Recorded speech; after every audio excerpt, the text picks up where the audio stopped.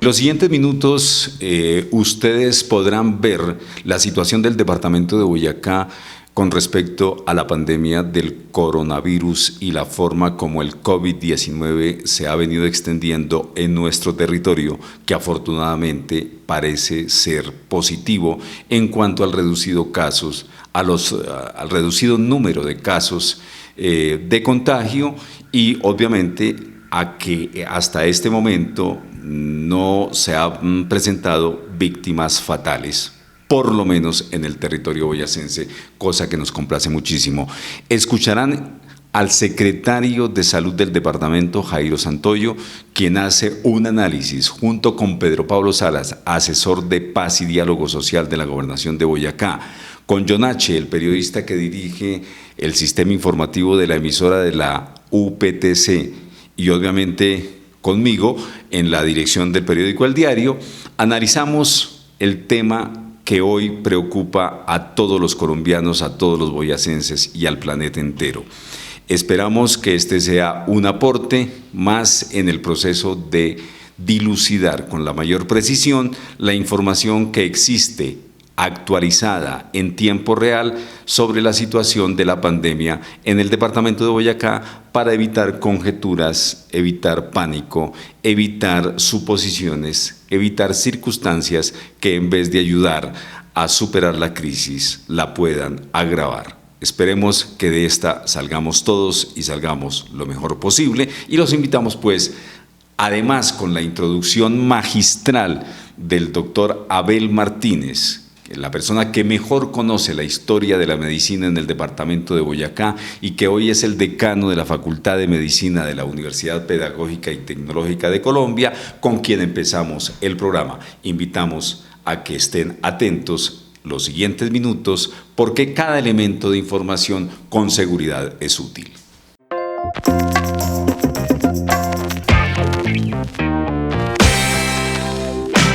Muy bien, señoras y señores, muy buenos días o tardes.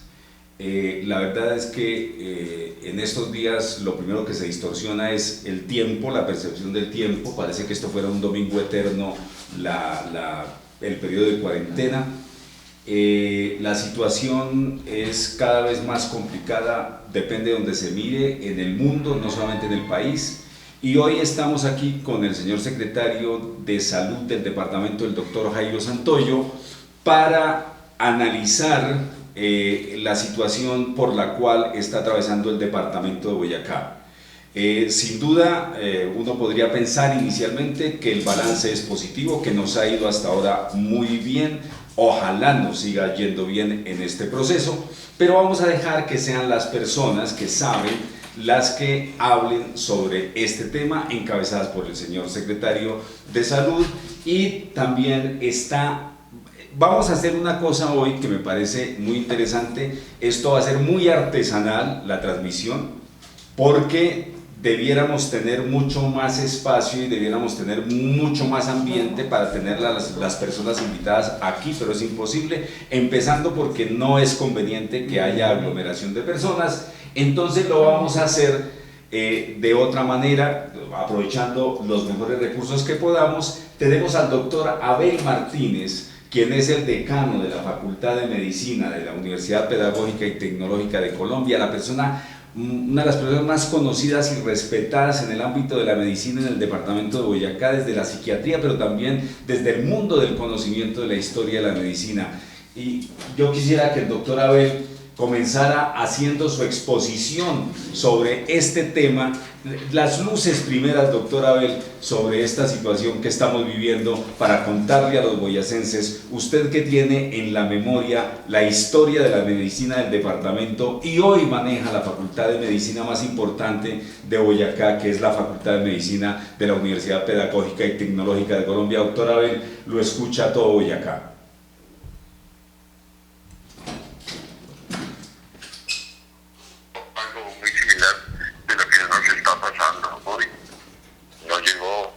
En marzo, sino llegó en octubre. Los primeros casos se presentaron en Bogotá a principios de marzo. A finales de marzo estaba en Tunja, no había aviones, llegó con peones carreteros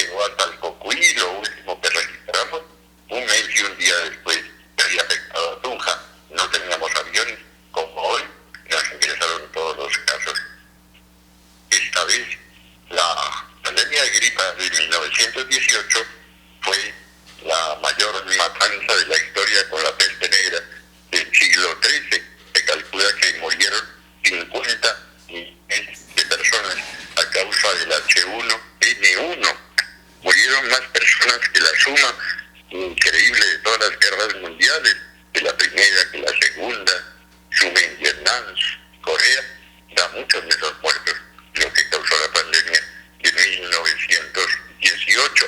No estábamos preparados en Europa y en Norteamérica mató a la población joven. Está muy relacionado con la guerra mundial. Solo la guerra mundial concentró a gente de todo el mundo, a gente joven, que fueron los principales muertos de esta pandemia. Y en Boyacá se presentó de diferentes maneras, porque no habíamos tenido una pandemia de gripa como la de 1918. Aquí se murieron niños y ancianos, aunque la población joven también fue afectada, pero la mayoría de las muertes fueron en niños y ancianos, más de 3.000 en Boyacá en los 4 meses que duró la pandemia entre octubre y diciembre de 1918 y enero de 1919. Siga, por favor, doctora Abel, siga. Listo. Entonces existen diferencias significativas que encontramos nosotros entre las tasas de mortalidad y la localización de los municipios a más de 2.000 metros sobre el nivel del mar. Lo que encontramos revisando toda la mortalidad, fuimos a los registros de defunción de todas las parroquias de Boyacá entre 1912 y 1917 y lo cruzamos con los censos.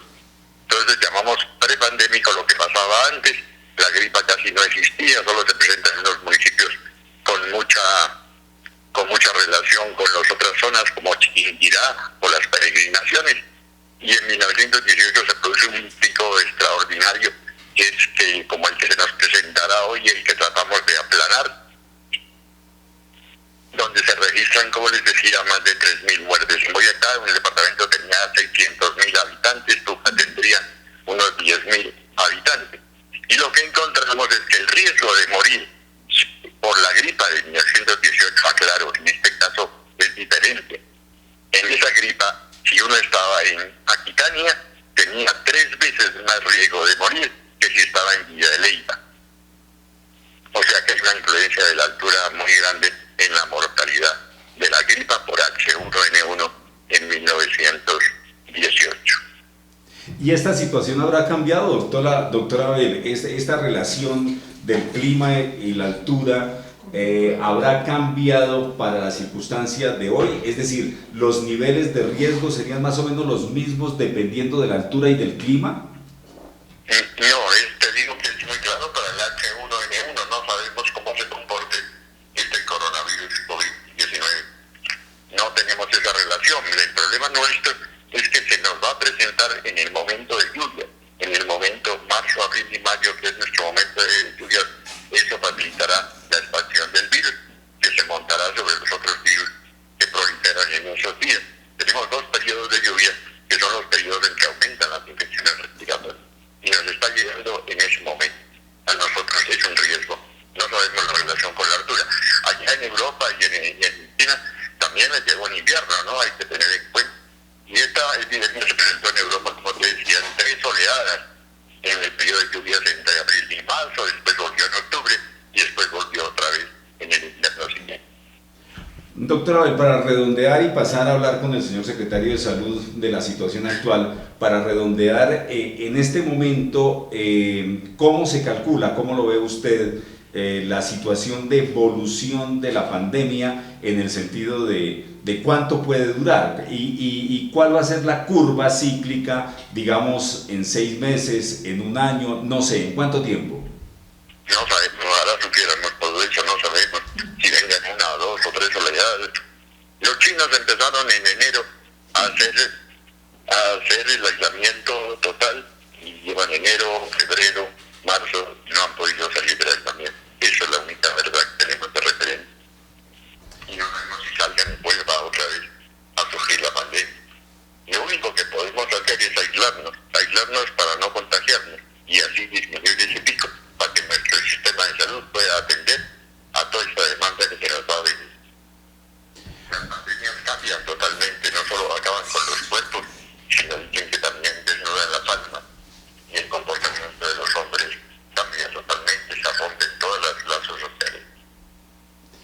Doctor Abel, muchas gracias por esta intervención muy amable y un buen día. Vamos enseguida a entrar en materia con el señor secretario de Salud, doctor Jairo Santoyo. Muy buenos días, nuestro cordial saludo, bienvenido.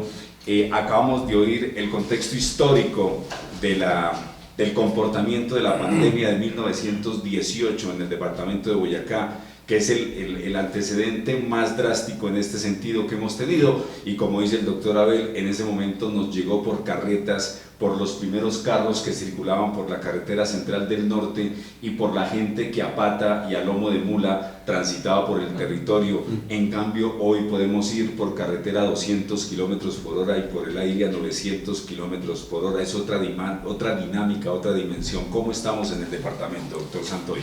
Bueno, pues muy importante exposición que hace el doctor Abel Martínez, quien fuera mi docente en la Escuela de Medicina de la UPTC, tema de historia de la salud. Hoy estamos acá en Boyacá enfrentados a un nuevo reto epidemiológico, que es la pandemia del COVID-2019, un virus que encontramos a nivel científico ya su origen en China, en Wuhan, por un contacto estrecho que hubo de la comunidad con un mercado de animales. Ahí nace el virus, ahí nace el contagio con la raza humana y empieza a expandirse a nivel mundial. Un virus que tiene unas potencialidades muy importantes que la gente debe conocer. Primera, un virus como la influenza tiene algo que nosotros ya llamamos una tasa de ataque o una transmisibilidad de 1.3. ¿Eso qué quiere decir? Por cada persona que esté infectada con el virus de la influenza, que es el que nos da la gripa normalmente, yo puedo estar infectando a otra persona o a 1.3 personas más. Con el coronavirus COVID-2019, por cada persona que tenga el virus, puede estar infectando a 3 más. O sea, es el triple el potencial de transmisibilidad. Con otro potencial, los virus se suelen transmitir más fácilmente cuando yo tengo síntomas floridos, o sea, cuando tengo tos, cuando tengo fiebre, cuando estornudo. Cuando ya tengo la enfermedad desarrollada es cuando normalmente yo puedo expulsar más el virus. Con el coronavirus yo puedo adquirir la enfermedad, todavía no desarrollar los síntomas, mientras que lo que llamamos se incuba, el periodo de incubación, y ya estarlo transmitiendo. Entonces yo puedo estar totalmente sano y estarlo transmitiendo, que es lo que le ha dado ese plus tan importante al coronavirus. Es una enfermedad que ha tomado características de pandemia. Yo quiero aclararle a la comunidad que es una pandemia. Pandemia es cuando una enfermedad o una infección se sale de su sitio local, llega a todos los continentes del planeta y empieza a replicarse en los continentes. Porque nosotros aquí podemos tener algo endémico, que son las enfermedades respiratorias, como bien lo decía el doctor Abel. Nosotros sabemos que tenemos 2 picos epidemiológicos donde hay más volumen de consulta de urgencias y de todos los servicios de salud por enfermedades respiratorias. Y estamos justamente entrando en un pico. Eso es endémico de nuestra región, es propio. Ya conocemos esa historia de la enfermedad. Epidemia, ¿cuándo es? Cuando esos números de casos se suben de unos límites normales. Y la pandemia es cuando una infección nueva llega, crece y ataca a todos los continentes, como está ocurriendo. Entonces estamos ante una pandemia que ha cobrado la vida de más de 16.000 personas en el mundo entero, que tiene ya, en el caso colombiano, está bordeando casi las 500 personas diagnosticadas y confirmadas por COVID, que ya llevamos más de 6 muertes en territorio nacional. Es un virus que en Boyacá, ahora bajándolo a nuestras cifras, nosotros éramos el último departamento de la región centro que no teníamos presencia del virus. Desafortunadamente, pues es un virus, se mueve al ritmo que se mueven las personas, y en ese contexto, pues si hay movilidad en masas, si hay contacto en masas, pues el virus se transmite con las masas y se transmite con las personas. Nosotros diseñamos con el gobernador Ramiro Barragán una serie de estrategias y con un equipo de técnico de estrategias para lograr cerrar un poco la llegada rápida del virus. Decir que íbamos a cerrar al 100% la llegada del virus es imposible, es una utopía, era una mentira que no podíamos salirle a decir a la comunidad, pero lo que sí podíamos hacer era tratar de retrasar la entrada, y fue lo que logramos. Boyacá fue el último departamento de la región centro en tener casos positivos de COVID. Ya el virus entró, muy seguramente está circulando en otras personas que son asintomáticas. 80% de los portadores no manifiestan ningún síntoma, un 15% de los portadores manifiestan alguna necesidad de hospitalización por enfermedades pulmonares y un 5% de los pacientes se pueden complicar con enfermedades pulmonares severas tipo neumonías que puedan requerir algún soporte más avanzado, de pronto hasta en unidades de cuidado intensivo. Entonces, dada esa dinámica, pues es que tenemos que activar todas estas contingencias. ¿Para qué? Porque hay dos formas de combatir las pandemias. Una es mejorar toda la capacidad del sistema de salud para todos los enfermos, empezarlos a atender. Y la otra, disminuir el contagio para que la curva de ascenso en la presencia de personas enfermas no sea tan disparada ni tan alta y que el sistema de salud los pueda ir atendiendo. Tenemos que en Boyacá mezclar esas dos estrategias porque no somos el país más oneroso en recursos, no somos los más ricos. Hay países europeos que pues, Estados Unidos le acaba de destinar más de 10 billones de dólares al control de la pandemia. Nosotros pues en territorio colombiano tenemos que manejar nuestra realidad. Entonces le tenemos que apostar a que el contagio sea tan lento que lo logremos aplanar y que el sistema de salud pueda ir atendiendo a esas personas. Esa es una estrategia. Y la otra, pues tenemos que en medio de nuestras realidades financieras lograr mejorar la capacidad de nuestras unidades de cuidado intensivo y hospitalización para atender a todas esas personas que empiezan a demandar servicios. Bueno, doctor Santoyo, usted precisamente decía que Boyacá fue el último departamento de la región central, en la que entró el COVID-19. ¿Se logró ese objetivo? Y prospectivamente hablando, doctor Santoyo, ¿cuándo veríamos esa curva tan dramática en el departamento de Boyacá? Pues mire, lo decía el doctor Abel, el comportamiento de las pandemias es un comportamiento que se puede ir prediciendo, pero no es al 100% matemáticamente el resultado que uno pueda proyectar. ¿Por qué digo esto? Si la pandemia y la gente acata las medidas de aislamiento social, la gente no asiste a lugares masivos, no organiza reuniones, no organiza encuentros de más de 3 personas, 4 personas, no hace contacto estrecho, no está a menos de 2 metros de distancia, tiene hábitos de higiene, se lava las manos, pues con eso controlamos el 50% de la transmisibilidad del virus. Pero si la gente no acata esas medidas, el pico se va a disparar. Entonces, ¿qué es lo que estamos? Hoy en Boyacá estamos enfrentados a un gran reto que tiene unos grandes héroes que son los ciudadanos. Ni siquiera es el alcalde, el gobernador, mucho menos el secretario de salud. Acá los héroes van a ser los ciudadanos. Si nos ayudan a controlar la pandemia, no vamos a tener resultados en un mes. O sea, vamos a tener enfermos porque se va diseminando el virus, pero muy lentamente, y vamos a tener enfermos que podemos controlar. Pero si no nos ayudan a controlar la transmisión del virus, en un mes vamos a tener resultados catastróficos que pueden ser impredecibles. Miren lo que le ocurrió a Italia. En Italia se están muriendo en el día 700, 800 personas diariamente. Los servicios funerarios no dan abasto, tienen que depositar los cuerpos en fosas comunes, trasladarlos en camiones. Y eso se da por solo una cosa. Italia, a mi modo de ver, muy respetuosamente, reaccionó tarde. En Italia ordenaron el confinamiento total de la población ya cuando eran miles los casos confirmados de coronavirus. No habían empezado a tener muertes. O tenían, pero no en tanto volumen, pero se dieron cuenta que tenía tantos casos confirmados que cuando ya la gente les consultó ya era tarde para reaccionar. Entonces, todo lo que usted haga hoy, lo ve en un mes, o todo lo que usted deje de hacer hoy, lo vamos a ver en un mes. Miren que ya podemos hacer balances. Entonces, hoy, por ejemplo, hoy que es 27 de marzo, exactamente cuál es la radiografía de casos en Boyacá, cómo está la cosa en eso. Radiografía de Boyacá, Colombia, nos acercamos a los 500 casos confirmados, 6 muertes. En Boyacá. Esa estadística de Colombia, hubo una distorsión que la observaron algunos, o no sabemos si es una distorsión, no sabemos, los que no tenemos toda la información. Es que como que se retrasó. ¿Es correcta la información en este instante de Colombia? ¿Qué es lo que tenemos correcto? Tenemos 500 casos confirmados con prueba de biología molecular PCR. Ahorita si quiere hablamos de las pruebas, son 2 pruebas las que se hacen, la exacta que es la PCR y otra que nos ayuda a dilucidar, que son las pruebas rápidas. En Colombia solo están aplicando pruebas de PCR que son un poco más demoradas, pero que son exactas. La otra es una prueba que nos muestra quiénes pueden ser positivos, pero que no es exacta y tienen que, así nos de acá sospechoso, confirmarse con esta otra prueba.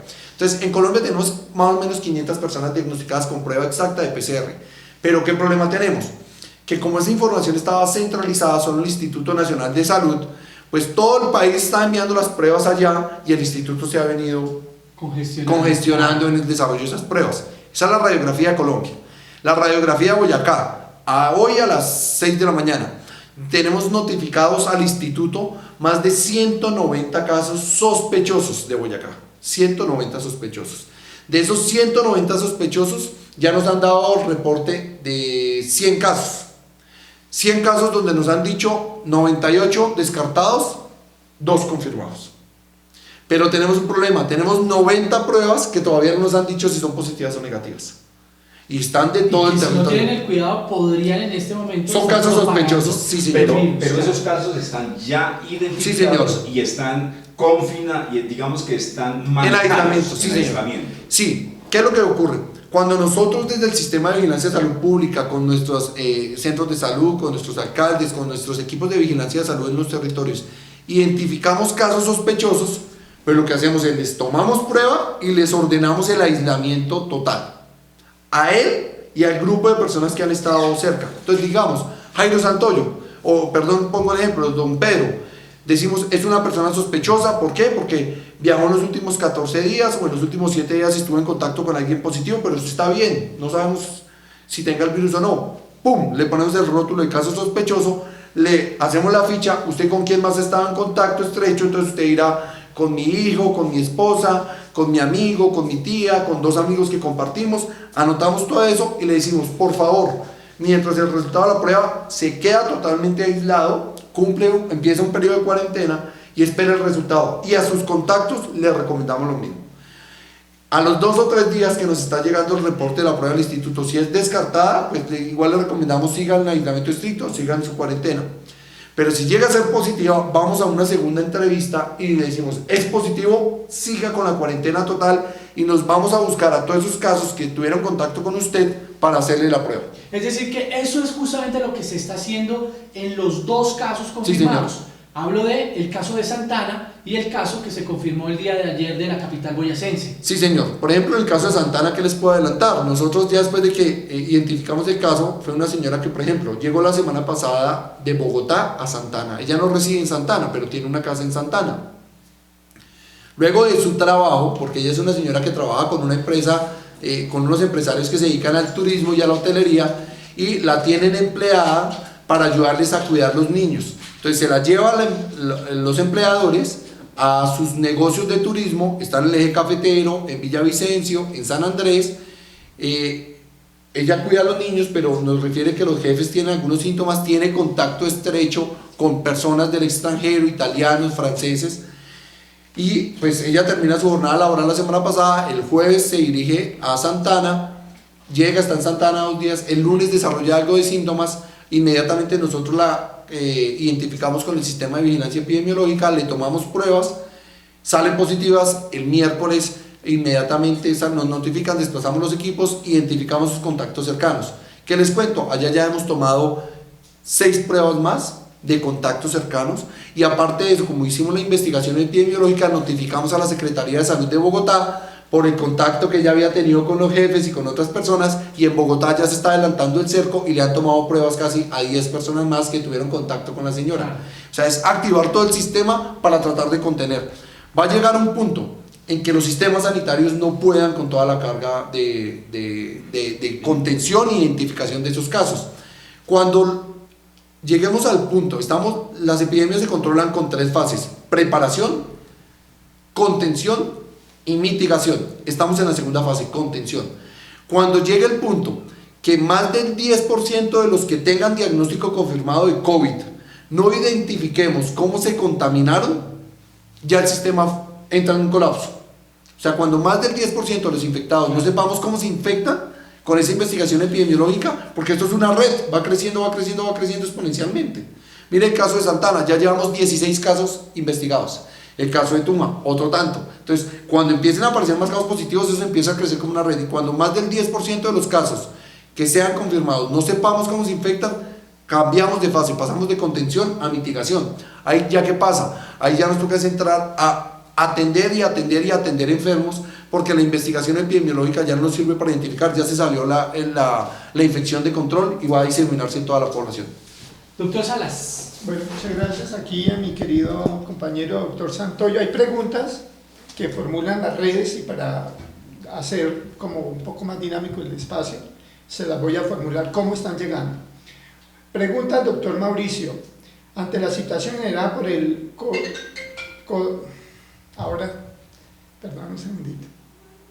ante el COVID-19, ¿cuáles acciones concretas se están adelantando por parte de la Secretaría de Salud para poderle garantizar a los hospitales, clínicas y centros de salud del departamento los elementos de bioseguridad, ya que todos están en las mismas condiciones? Ellos, los profesionales de salud, deben atender pacientes a lo largo y ancho del departamento, sin los elementos de bioseguridad que amerita para evitar posibles contagios. Esa es una de las preguntas, doctor Santoyo, que se están formulando por parte de las personas que están participando a través de este Facebook Live que se está haciendo. ¿Cómo se pueden hacer también posibilidad de hacer matizajes con pruebas rápidas para detectar la enfermedad? ¿Con qué recursos de primeros niveles de atención y por qué se está centralizando estos recursos? ¿Por qué no se descentralizan haciéndolo llegar directamente a las ESES? Doctor Santoyo, son entre otras preguntas que se están formulando, se las leo en correo. Listo, vamos a empezar. Lo primero, ¿qué estamos tratando de hacer para garantizar los recursos que necesitan los centros de salud y los hospitales? Pues mire, nosotros hace un mes empezamos con una evaluación porque veíamos venir esto. Le citábamos a los hospitales, hicimos una evaluación. Yo quiero hacer una claridad, una reflexión muy sana. Nuestros hospitales, digamos, a excepción de Santana, que fue el centro de salud que ella atendió, no han empezado a atender ni siquiera población con COVID. No es que estén atendiendo, porque no tenemos un solo paciente hospitalizado con COVID. No lo tenemos. Pero les hemos hecho una invitación a los gerentes, porque ellos son ordenadores de gasto y tienen presupuesto, a que tuvieran por lo menos un stock mínimo de elementos de protección personal. Porque yo lo que sí estoy es muy preocupado que sin haber atendido un solo paciente hospitalizado, sin tener casos de COVID en hospital, ya nos estén diciendo que lo tienen. O sea, quiere decir que venían sin eso, o sea, y eso se tiene que tener siempre. Y fue un llamado que le hice muy enérgico a los gerentes, porque ellos se tienen que ser responsables. No puede ser que ahora que empiecen a aparecer no tengo nada. Eso es muy importante. Nuestros gerentes tienen que ser responsables. Tenemos una evaluación que hicimos de la red y hay gerentes que venían siendo juiciosos, pero hay otros que no. Entonces eso nos preocupa. Eso nos preocupa, porque así como hay unos primeros niveles de atención, hay unos niveles más altos. Los de los niveles altos están preparados. Hay unos de los primeros niveles que también venían juiciosos comprando los elementos. Es que estos elementos no son solo para coronavirus. Usted tiene que andar con tapabocas y con batas si va a atender un paciente de pronto que tenga alguna enfermedad infectocontagiosa. Es que el coronavirus no es la única que hoy en día circula. Ya deberían tenerlo, pero bueno. Identificamos el problema, identificamos que no hay tantos juiciosos, identificamos que tenemos que trabajar articuladamente, pues tiene que venir el Estado, está representado en el departamento, a buscar cómo les vamos a ayudar.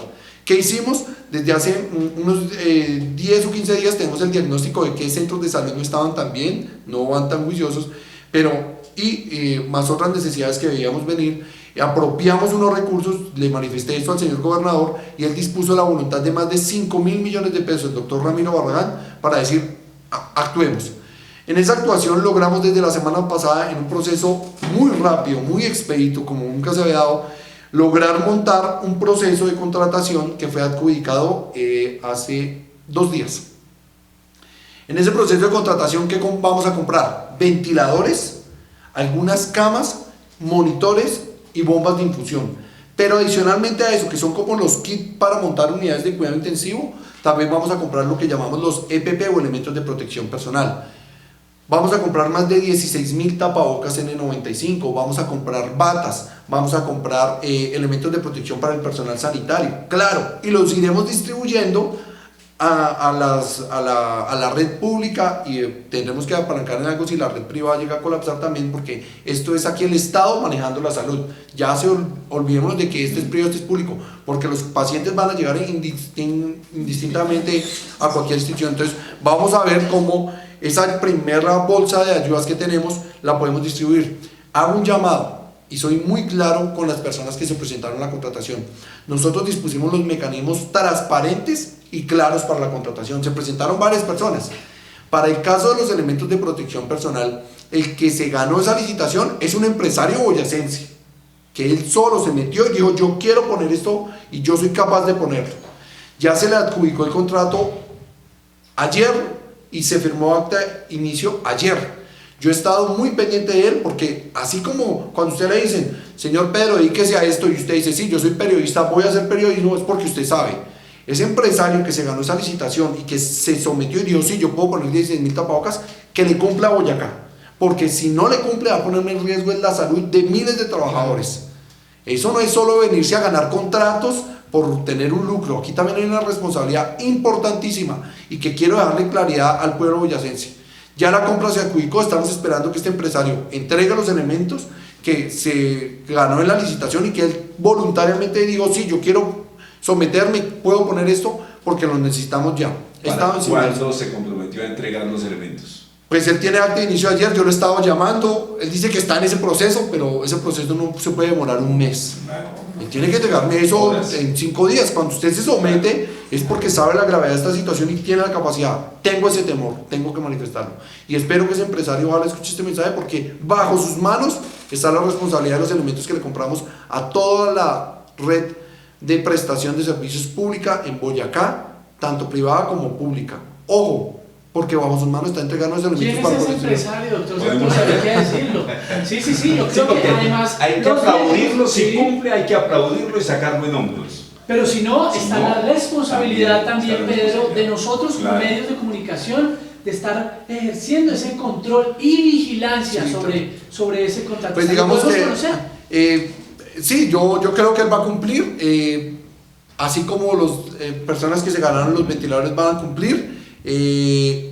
Yo ya estaba en contacto con él, pero lo que sí quiero dar claro es eso, porque a veces las personas de común dicen no han hecho nada del Estado. Ustedes vieran lo difícil que es en un proceso de calamidad. Aquí cada vez que usted va dando un paso en la administración pública va poniendo un paso para que lo investiguen porque sí, porque no. Aquí hemos hecho las cosas de corazón y bien, o sea, honestamente. Pero si un proceso de estos falla, la comunidad va a pensar que es culpa de nosotros. Nosotros en un proceso de viernes, lunes y martes, lograr sacar una contratación de 5.400 millones, adjudicarla y firmar, eso es un logro histórico en Boyacá. Lo hicimos porque sabemos de la necesidad. Ahora viene el segundo paso y es que cumplan los que se ganaron los contratos.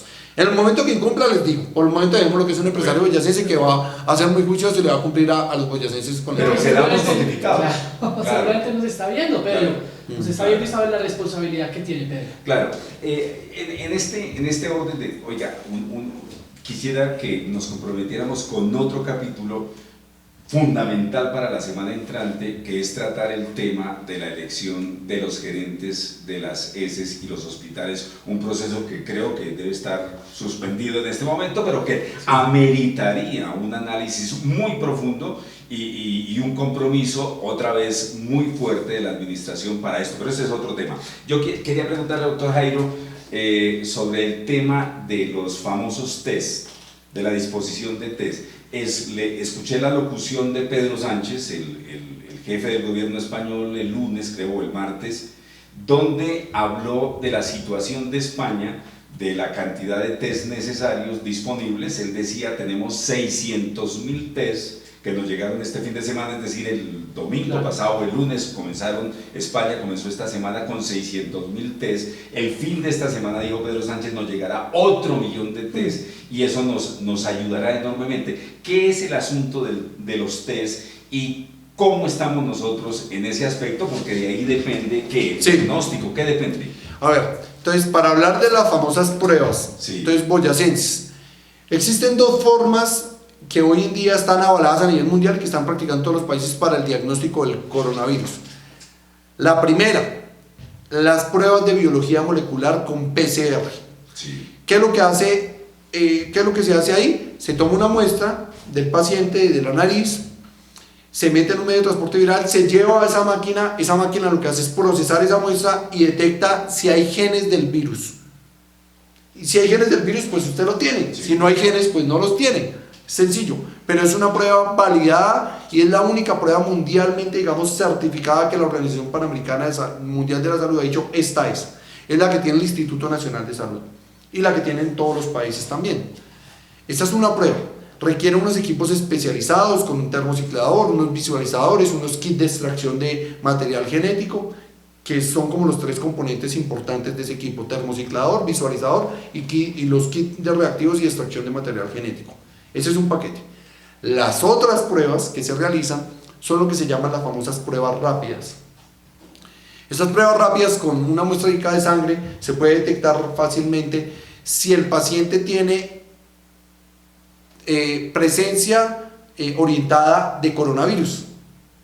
Pero esa prueba dice, sí, estos pacientes pueden tener coronavirus, pero no le da la certeza al 100% de que sea COVID-2019. Entonces, ¿qué es lo que hace uno? Le practica la prueba a muchas personas, y los que salgan positivos en esta, dice, estos son más sospechosos que los otros, y los mando a esta prueba. Se tienen que hacer las dos. Para que en Colombia podamos poner en marcha cualquiera de las dos, necesitamos algo básico, y es una, que el INVIMA y el Instituto Nacional de Salud nos diga, esta prueba es válida, si funciona, pasa todos los estándares. En Colombia, solo, hoy siendo 27 a las 10 de la mañana, no sé, solo se encuentra autorizada por el INVIMA la prueba de PCR, y solo de un laboratorio que la trajo ya la tecnología a Colombia. Ese laboratorio tiene unos kits para vender en Colombia, que son 4 equipos o 6 equipos. Nosotros ya tenemos, el gobernador Ramiro Barragán dispuso los recursos, le planteamos la situación, le dijo, listo, vámonos, le íbamos a comprar ayer. Le quiero decir eso a los boyes, íbamos a lanzar el proceso de compra ayer.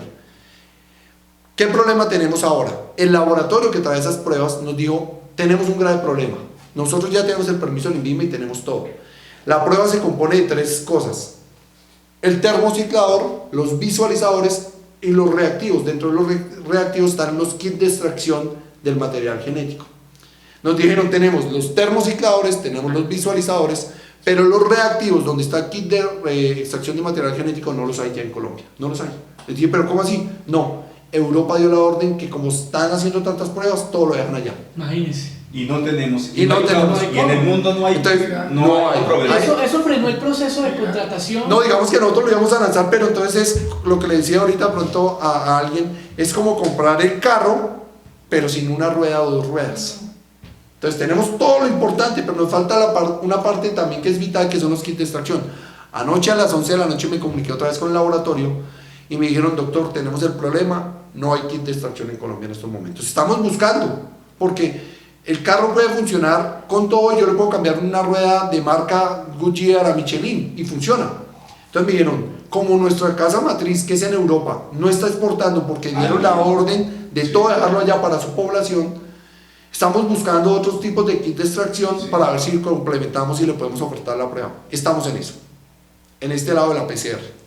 Ahora, en este lado de las pruebas rápidas que tenemos, nos llegan todos los días 10, 20 empresas, claro. Mire, estas pruebas son pruebas rápidas importantes, la están haciendo en China, la están haciendo en Europa, la están haciendo las van a hacer en Estados Unidos, las están haciendo en Australia. Pero perdón, doctor Jairo, antes de pasar allá, digamos que completamos el proceso, antes de pasar al otro nivel, antes, supongamos que completamos el proceso y el laboratorio dice, bueno, no tengo Michelin, pero tengo una llantica inmediata. Un kit de extracción de otra marca. ¿De otra marca? Vamos y lo compramos. Lo compran. Sí, señor. ¿Quién lo va a operar? ¿Dónde va a estar? ¿Cómo va a ser eso? Esa tecnología, ¿dónde la implementamos? En el Laboratorio de Salud Pública del departamento. Nosotros ya tenemos todo.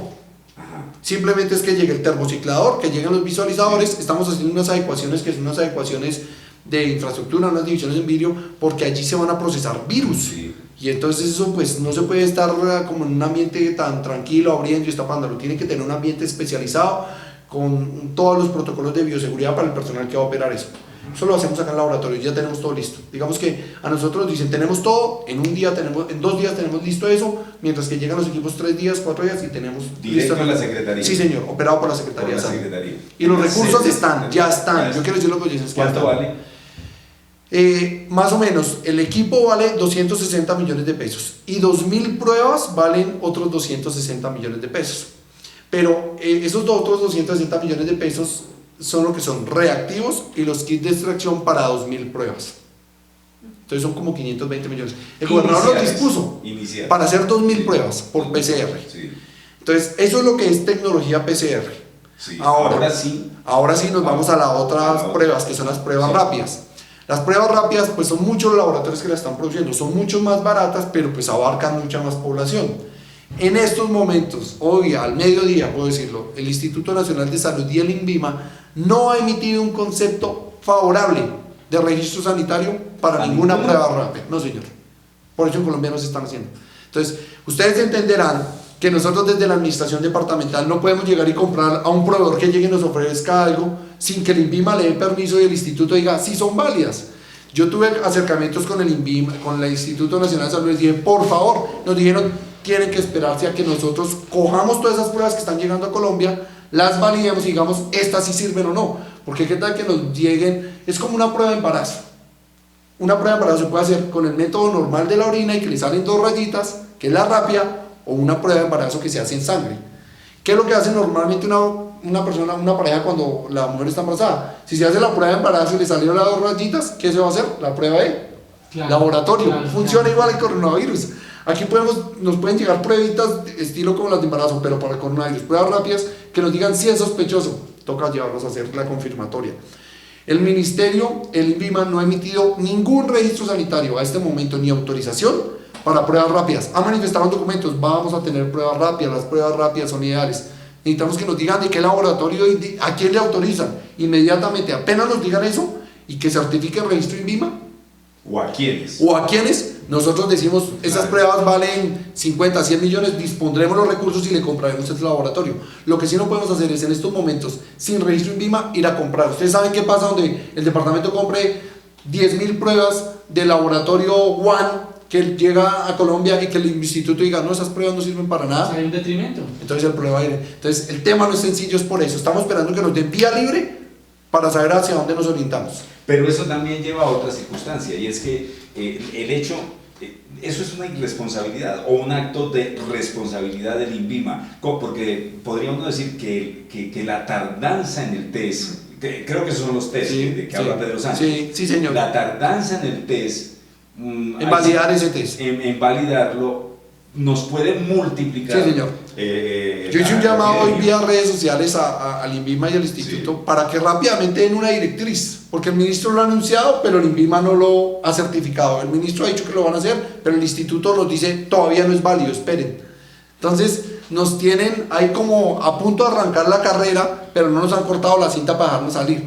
Necesitamos que corten la cinta diciendo, listo señores, validamos de los 20 laboratorios que quieren traer pruebas a Colombia, el laboratorio A, B, C, D. De estos 20, estos 10 cumplen con estándares de calidad. Estas pruebas sí son sensibles, son específicas, sirven para hacer un diagnóstico general. Pueden adquirirlas, o las adquiere el gobierno y las reparte, que sea el mecanismo que sea, pero que nos digan con cuál. A este momento no nos han dicho. Pero volvemos al referente. El referente es Europa, España, Italia, claro que sí. Francia, todos están pero la autoridad sanitaria en Colombia es el INVIMA y el instituto, y mientras que ellos no emitan certificados, pues es ponerse en la situación de la administración, como se pone a comprar algo que no sabemos si ellos van a validar y después digan no sirve. Ellos, un laboratorio después de esos asiáticos, hindúes o europeos que le compremos, y después el instituto diga no sirve para nada sus pruebas, no nos va a volver el dinero, y el problema es para nosotros que nos quedamos con un mundo de pruebas que no sirven para nada.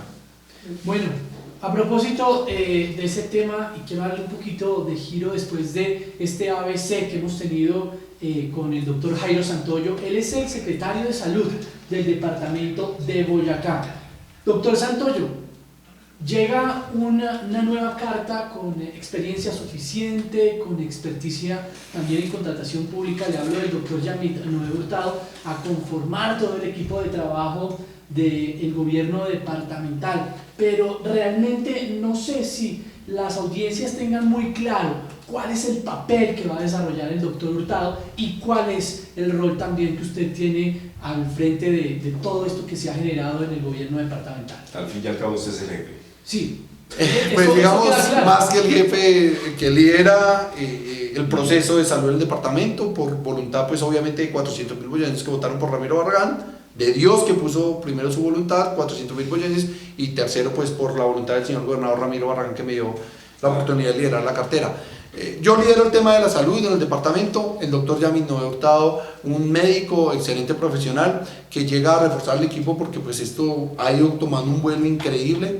Él nos va a ayudar a articular con alcaldes para que en las alcaldías y en los municipios se implementen las políticas que desde el departamento vamos dirigiendo, porque a veces vemos que nosotros vamos botando línea y todo no aterriza tan fuerte en el territorio.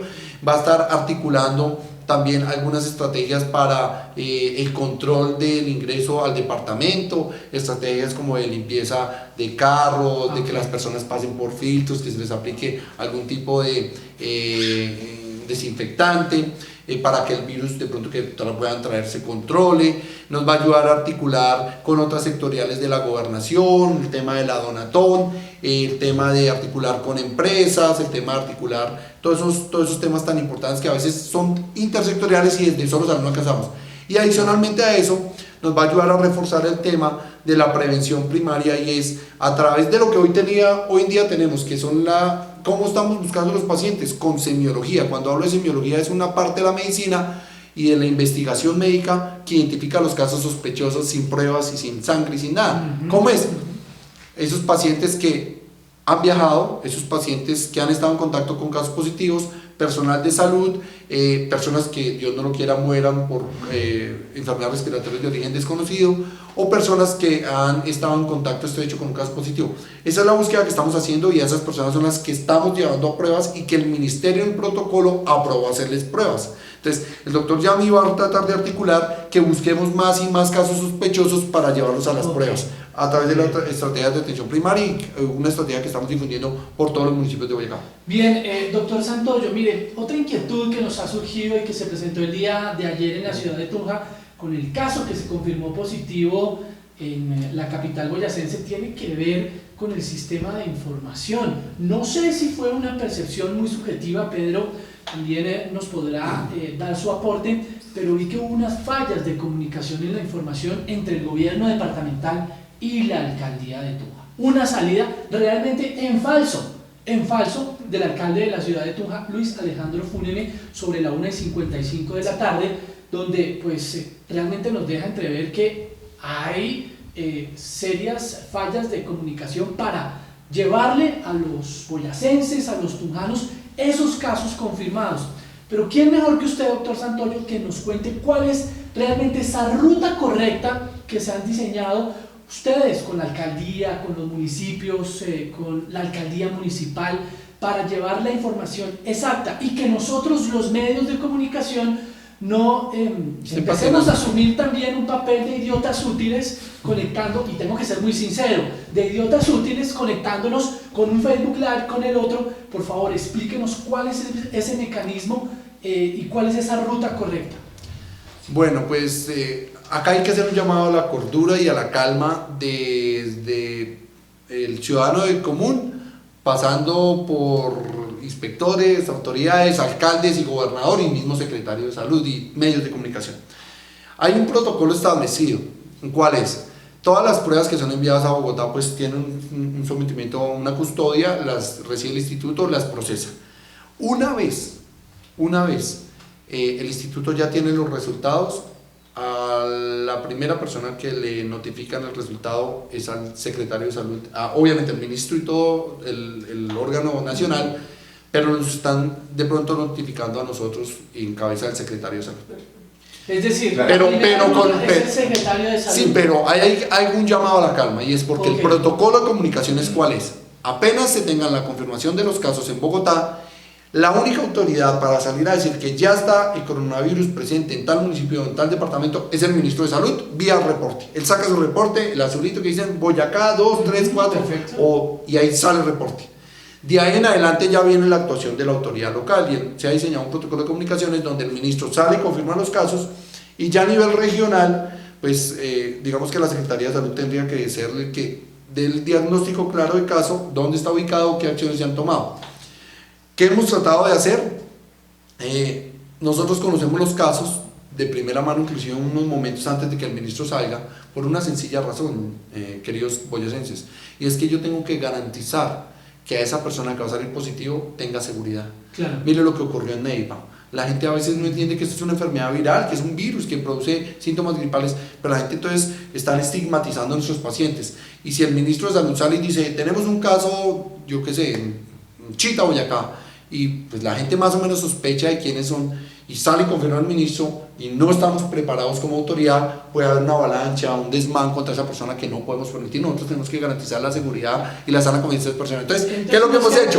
Si nos queda claro, doctor Santoyo, Ministerio de Salud, a través del doctor Fernando Ruiz, ministro de Salud, luego se escala al departamento, en este caso el secretario de Salud departamental. Entonces también podemos decir que hubo una ligereza por parte del gobernador de No, digamos que hay algo y es que pues yo le notifico al gobernador para que él esté preparado, porque como primera autoridad departamental, pues él tiene que saber que si ocurre algo de orden público, pues el gobernador es el comandante de la policía del departamento. Por encima del ministro está el presidente y por encima del secretario de salud. Claro, entonces yo tengo que activar como esa autoridad, ruta, ¿no? entonces yo le notifico al gobernador, va a salir un caso positivo en tal lado, él prepara todo, me dice listo, activemos el protocolo, avisamos al tema de Secretaría de Gobierno y Policía para casos de soporte y avisamos a los equipos de vigilancia epidemiológica.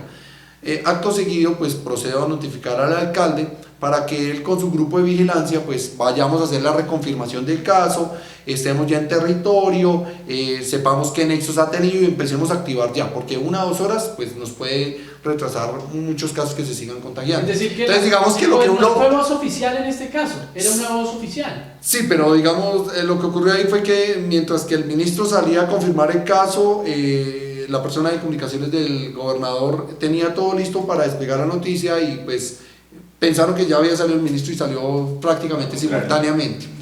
Sí, pero entonces digamos que más allá de, porque lo que yo he visto es, no, hay que hacer un llamado, esto lo estoy tratando de manejar de la manera más profesional y técnica posible. Esto no se trata de quién saca primero a la noticia, sino la fuente oficial y que técnicamente digamos que hay que hacer. Seguiremos notificando casos. Y el protocolo va a ser ese. Entonces, es un llamado a la calma, no hay que tampoco estar citando pues a multitudinarias ruedas de prensa ni para decir ya el caso, sino acudamos a las fuentes oficiales y vamos transmitiendo la información de manera tranquila, coherente y clara, que es lo que necesita la comunidad. El caso de Chita, efectivamente. De Chita no hay Chita, en Chita no hay casos. No hay Santana. caso. Ese fue de no, pero era como un ejemplo. No. Solamente, que quede claro, solamente Santana y San José. No, listo. Porque sí, clarísimo, solo hay 2 casos confirmados por Boyacá. Muy bien. Yo fue un ejemplo que puse. Bueno, terminamos con la anécdota de lo de Chita, pero bueno, señor secretario, entonces en últimas el resumen es el departamento nos ha ido bien hasta ahora, pero lo que acaba usted de decirnos, de describirnos en toda la charla, es que definitivamente los héroes somos los ciudadanos si nos quedamos quietos en el proceso. Si controlamos la propagación de la pandemia, los pocos casos o los muchos casos que se van generando los podemos atender el sistema de salud. Pero si la comunidad nos ayuda, la comunidad haciendo caso y acatando las medidas sanitarias, controlamos más del 50% de la transmisión del virus. Pero si la comunidad no hace caso, la autoridad sanitaria va a ser insuficiente, así abramos más camas como lo vamos a hacer la próxima semana, no vamos a tener la capacidad de responder y van a venir consecuencias catastróficas que lamentar y que no se le pueden achacar ni al gobierno departamental, ni al alcalde, ni al secretario de salud, sino a una enfermedad que está en masa diseminando entero. Muy amables. ¿Algo que agregar, don Pedro Pablo Salas? Sí, mire, agradecerle a Pedro Pablo Salas, al doctor Salas, asesor de diálogo social, al hombre que trabaja por la paz, porque gracias a él y obviamente, doctor Santoyo, a usted, con todas las recomendaciones y precauciones del caso, hemos podido llevarle esta información a nuestras audiencias, a los internautas del periódico El Diario y por supuesto también de la emisora de la Universidad Pedagógica y Tecnológica de Colombia. Doctor Salas, de verdad, gracias por la invitación. A usted, muchísimas gracias desde la Oficina de Paz, Secretaría de Gobierno, Participación y Democracia, doctor Santoyo, muchas gracias. Como esto es un tema que se va desarrollando en caliente, es mejor ponerle las 4 patas a la mesa y hay mucha sociedad que quiere participar también de esa evaluación, de las cosas que usted dijo acá, pero que quiere también de primera mano qué está pasando en los hospitales, si ya llegó la ayuda, si el contratista cumplió, con actores directos. Entonces le vamos a pedir el favor la próxima semana, ya digamos pasando la media semana, hacer un ejercicio de evaluación, cómo van todos estos ejercicios, porque los tiempos aquí son vidas. Y en ese sentido la gente quiere participar directamente también, entonces de pronto vamos a pedirle un ejercicio de seguimiento para que la opinión pública también esté participando activamente y eso va quitando riesgos amenazas e incertidumbres que se vuelven también un problema cuando llega al interior de la familia. Claro. Y yo quiero resumir con una cosa, se me olvidó contestar una pregunta. ¿Por qué nosotros, digamos, los recursos que se lograron apropiar vía calamidad pública no nos pusimos a repartirlos en 105 veces? Si para una sola compra es complejo, usted imagínese ponerme a repartir de a 5, de a 10, de a 20 millones a las entidades y que cada entidad monte su proceso de contratación. Y aparte de eso, pues es diferente comprar 16.000 tapabocas a que un centro de salud compre 100, se los venden al triple. Nosotros aquí buscamos economías de escala y pues es tener todo y poderlo repartir. Por eso fue y por la operatividad. Nosotros ya ejecutamos el proceso de compra, ya está ubicado. Estábamos esperando que nos lleguen los insumos para darle soporte a esa red que tanto lo necesita. Muchas gracias. Muy bien, muchas gracias. Muchas gracias a todos.